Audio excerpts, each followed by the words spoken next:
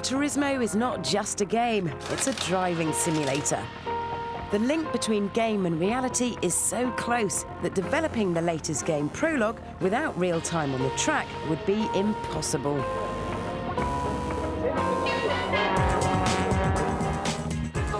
Kazunori is passionate about cars, and being behind the wheel of a fast car on an open track beats everything.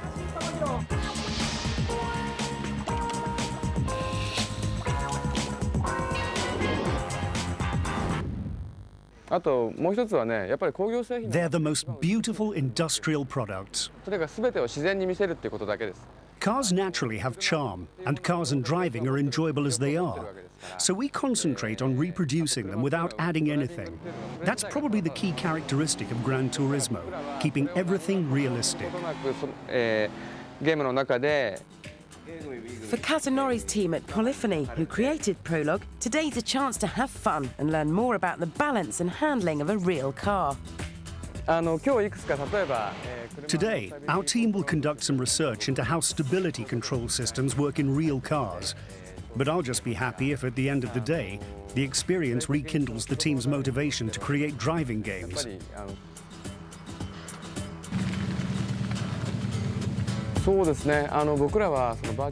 Our job is to represent the enjoyment of cars through the virtual world. And because we create computer games, it's important that everyone tastes the enjoyment of actually driving real cars.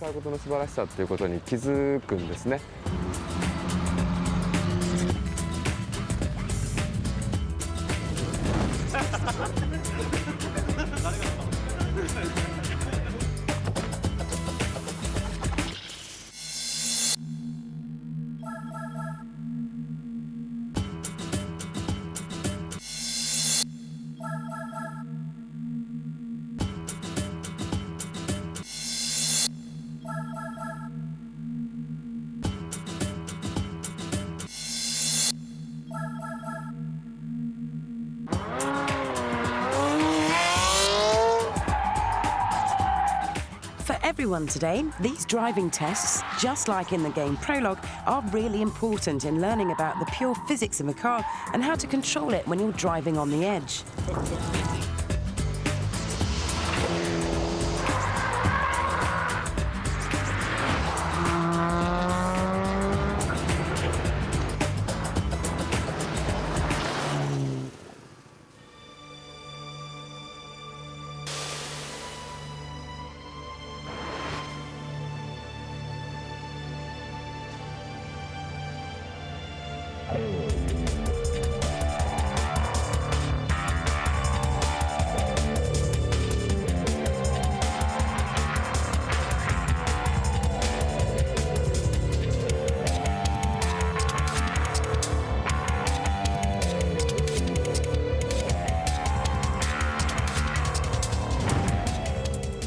Tokyo is at the heart of Japan's car culture. Wander through back streets downtown and you'll find tuning shops turning out mega-powered machines which are raved and drooled over by petrol heads and power junkies the world over. This backdrop of fast cars, cool bars and neon-lit skyscrapers are Polyphony's inspiration and home. This is the heart of Gran Turismo and mission control for Kazunori and his team, who work round the clock to build the world's best driving game.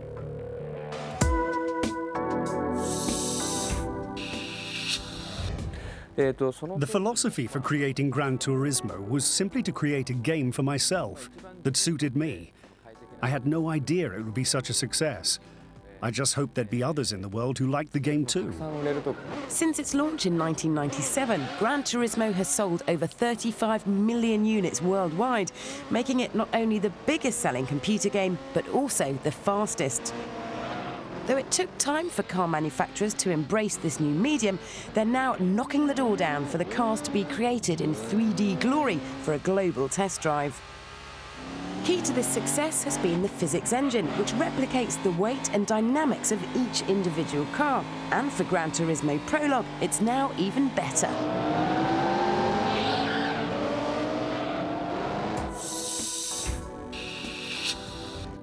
The physics engine, which has been introduced for GT4 Prologue, is completely new and is the first major update since Gran Turismo first appeared in 1997.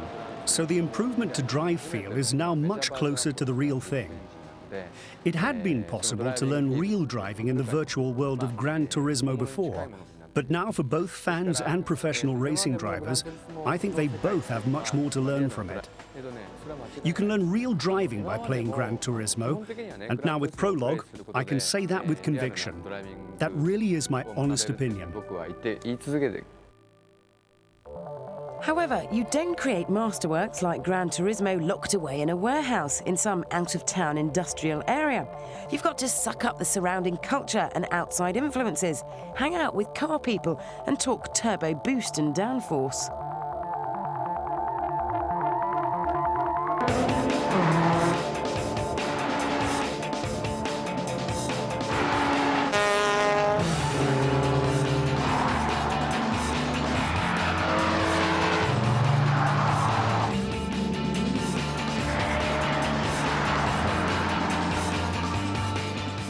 Just like in real life, to be able to drive fast and post race-winning lap times, you must first learn the basic skills of handling a car on a track.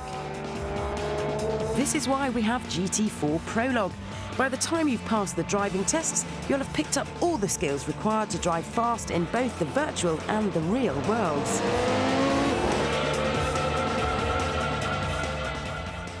You'll have learnt the importance of being smooth with the car, picking the right line through the corners, and you'll automatically know how to prevent a slide turning into a crash.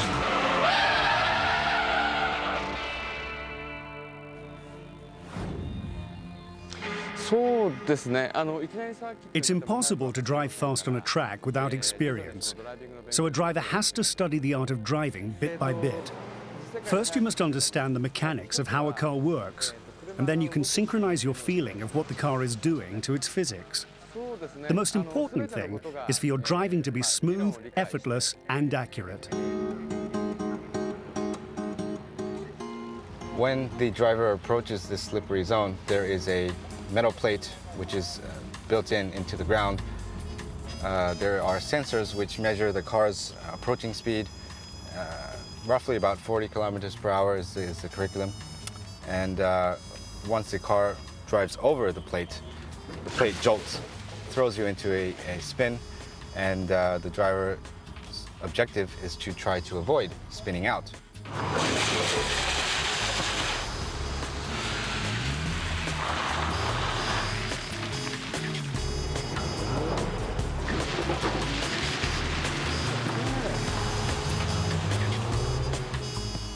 On the public road, a skid is often the beginning of an accident and something to avoid. Whereas on a racetrack, whether you're a novice making mistakes or an expert driving on the limit, skids and slides are all part of it. The important thing is to learn how to deal with a skid, whether it's the rear of the car sliding in oversteer or the front of the car losing grip and understeering. And the best way to learn this is on a skid pan, where there's plenty of space for mistakes.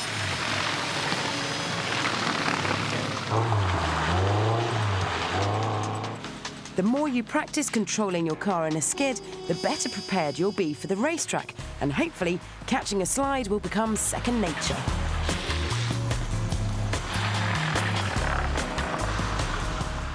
At first, you'll do lots of spinning, but once you've mastered the technique, being able to slide a car under perfect control is more than a useful skill. It's one of the best feelings ever. And it looks pretty good too. Nothing looks cooler than a world-class rally driver drifting through a corner in perfect control. It's like motorized ballet.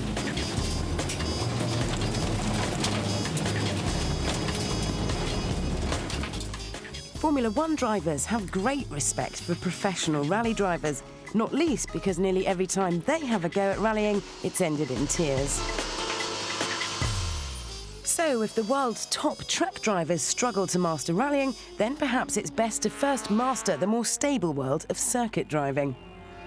An empty racetrack is heaven, a place where you can let yourself go. No police, no speed cameras, and no chance of losing your license. To be quick around a track, which you'll have to be to win a race, you need to learn the basics.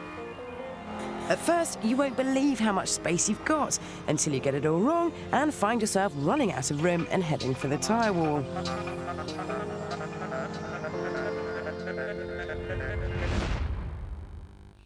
As you'll no doubt find out, the basic laws of physics apply to all cars, which you have to understand and harness to your best advantage.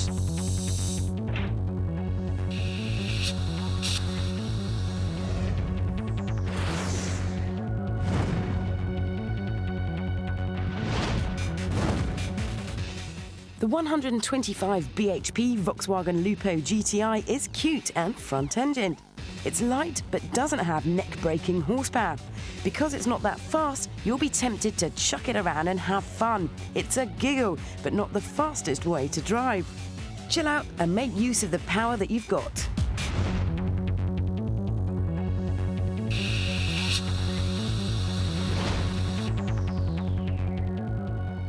The Mercedes SL has a stomping 493 bhp right in front of your nose, and at almost 2 tons, it's almost twice the weight of the Lupo. There's stacks of tyre-burning grunt under your right foot, but as it's a heavy beast, you have to drive the SL using your head. Fling it about, and it'll be a remortgage before bedtime.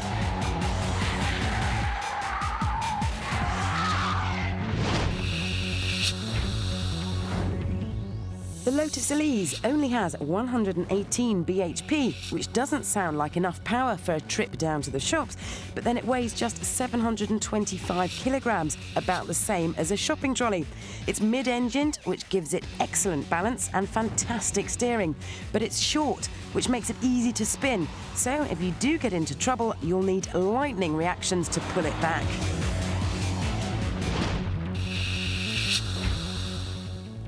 The great Ayrton Senna had a hand in developing the Honda NSX. Honed from aluminium for low weight and powered by a 3.2-litre V6 with 276 bhp mounted behind your head, the NSX revs all the way to 9,000 RPM and sounds fantastic.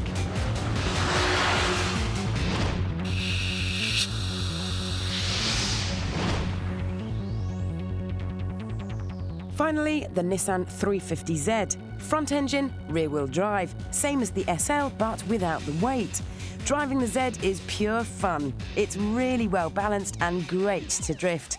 And as you can see, it looks just gorgeous.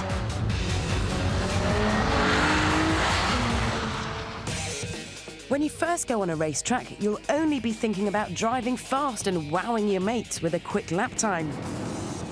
Typically, you'll be driving like this, with big swings of the steering wheel and frantic movements trying to keep it all together in the belief that you're laying down a fast lap. Big mistake.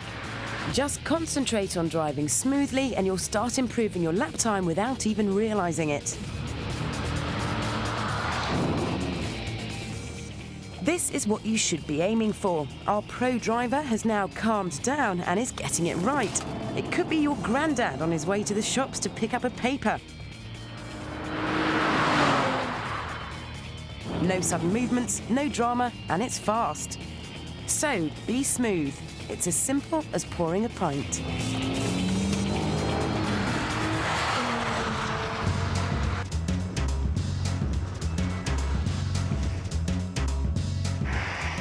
Now we've mastered the art of being smooth, we need to understand the racing line. This line is the fastest route around a circuit. When a racing driver talks about learning a circuit, he means that he's working out where the natural line runs.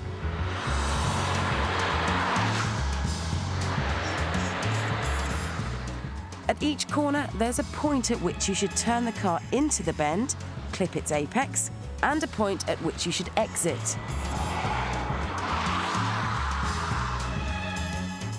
Gran Turismo's Kazunori talks of the racing line as an element that the car itself will define. Whenever I'm driving on a track, my attention is focused on being calm and smooth. I always aim for a smooth lap.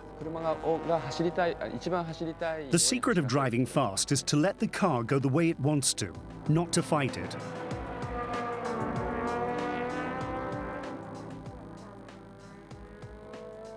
The racing line isn't necessarily the most geometrically efficient line. Rather, it's the line which the car traces when you let it lead you. Lines will be decided naturally if you follow the car's lead.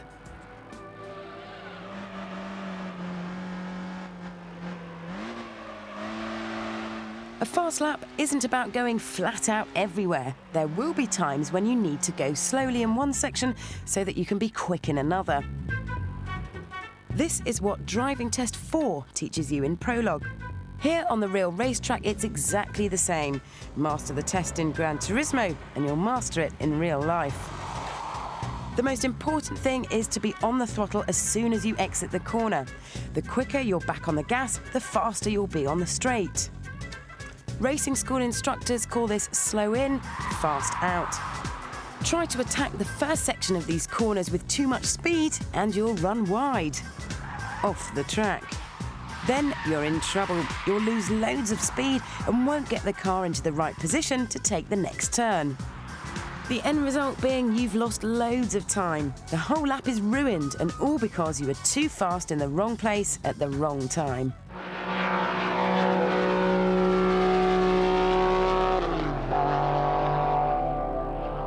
When you start driving on a track, even if you've been driving on the road for years, you don't really understand the forces that build up in a car when it's travelling at racing speeds.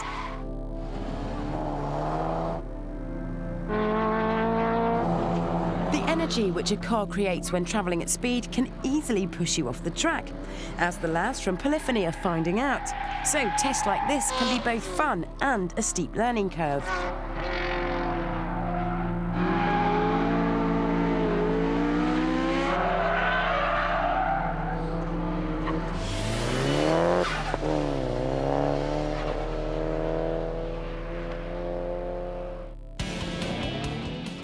Once you've understood these forces, they can be made to work in your favour, and that's just what the slalom test is all about.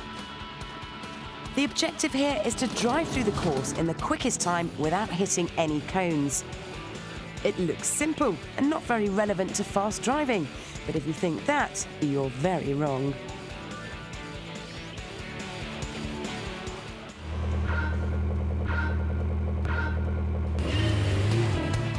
The trick is to let the car flow and establish a rhythm. As you can see, to do this, the driver lifts off the throttle as he rounds the cones. Then he's back on the throttle to the next row of cones. Lifting the throttle pitches the car's weight forward and helps the turn. From the outside, the car's movement should have all the grace of a champion slalom skier.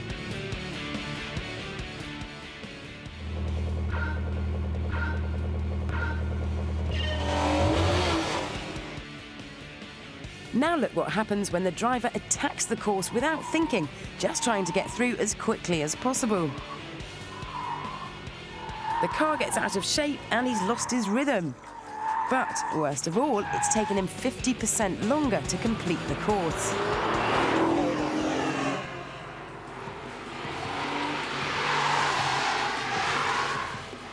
It doesn't matter how good your car is or your skill as a driver, you need to keep your concentration throughout these tests or you'll run ragged and spin out.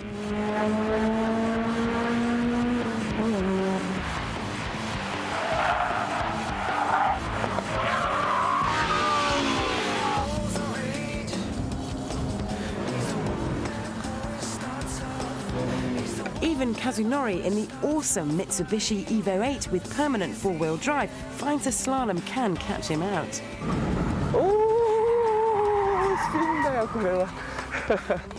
I'm sorry.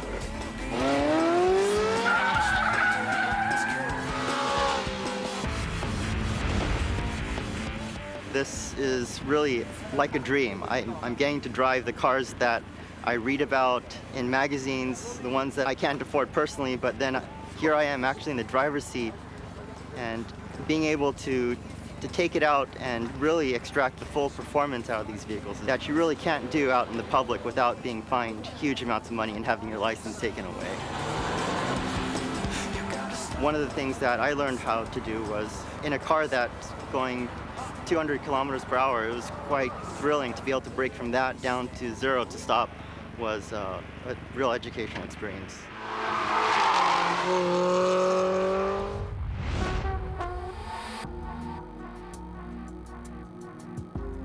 This is a real-world replica of one of Prologue's driving tests. It doesn't sound logical, but in order to go fast, you have to master braking. This test teaches you how to brake hard, smoothly, and with precision.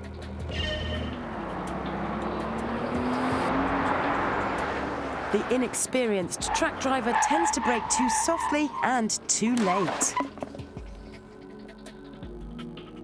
Just imagine that while your car is knocking down the cones, you're trying to turn into a corner. You need to plan your braking by taking reference points from the side of the track. These could be signs, bridges, or grandstands. Many tracks have distance boards prior to each corner, which makes your planning even simpler. Without a plan, you're certain to get out of shape. Precision is required. The professional driver will brake hard early and then gently start to come off the brakes to avoid a skid. Once you've mastered the basic track skills of cornering and braking, it's time to confront the toughest challenge, the rally stage. This is a typical scene for a competition rally driver, and one that humbles even the fastest and bravest of Formula One drivers.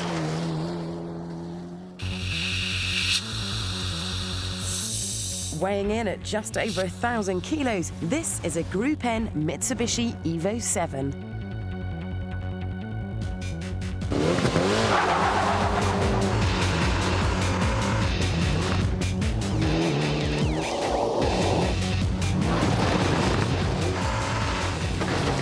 Like most modern rally cars, it has permanent four-wheel drive with a combination of 3 differentials controlling torque split, which, to you and me, means independent power delivery to each wheel. Powered by a 2-litre turbocharged engine, it develops up to 300 bhp, is geared to 140 miles an hour, and should propel you to 60 around a Welsh valley such as this in just 5 seconds.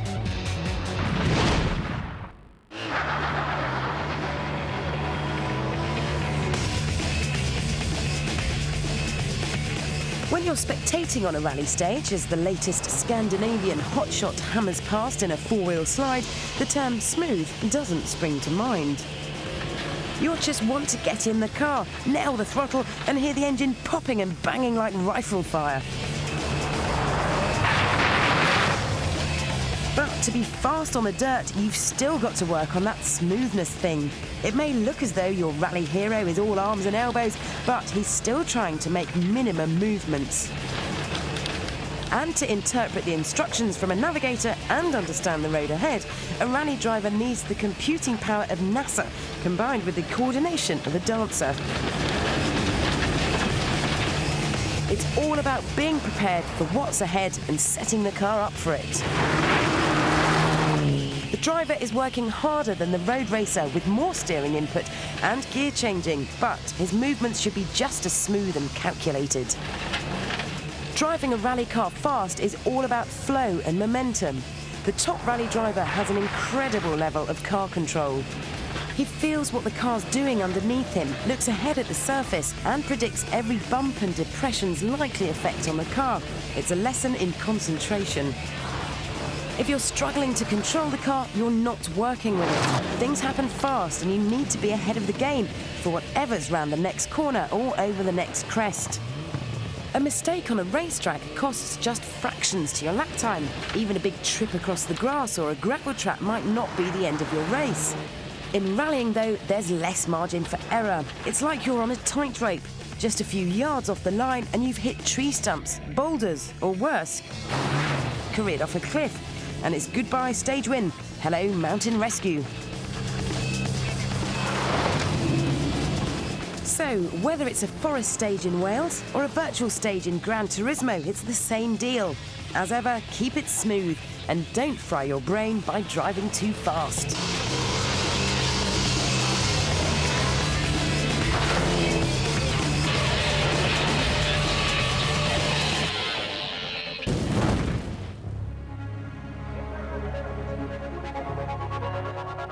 I bought my race car because of GT, And when I test drove the car in real life and I played it in Gran Turismo, it was identical. Wherever you're driving, either in the virtual or real world, it's technique that matters.